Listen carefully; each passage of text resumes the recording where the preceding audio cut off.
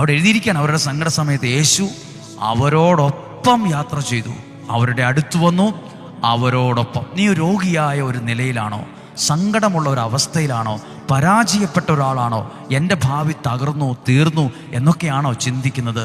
യേശു നിൻ്റെ ഒപ്പമുണ്ട്.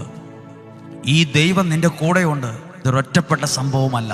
ഇന്നും ഇതുപോലെയുള്ള പ്രതിസന്ധികളിൽ കൂടെ കടന്നു പോകുമ്പോൾ, അങ്ങനെ ഒരു യാത്ര ചെയ്യുമ്പോൾ, അങ്ങനെ ഒരു വെല്ലുവിളിയെ നേരിടുമ്പോൾ യേശു നിൻ്റെ ഒപ്പം കൂടെ നിൽക്കും.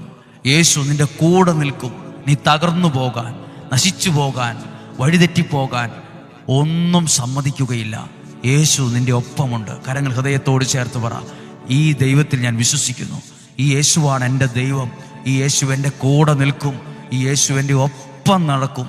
എൻ്റെ ഒപ്പമുണ്ട്. എൻ്റെ കുടുംബത്തോടൊപ്പമുണ്ട്. എൻ്റെ ആരോഗ്യത്തോടൊപ്പമുണ്ട്. എൻ്റെ നിയോഗങ്ങളോടൊപ്പമുണ്ട്. എൻ്റെ പ്രാർത്ഥനയോടൊപ്പമുണ്ട്.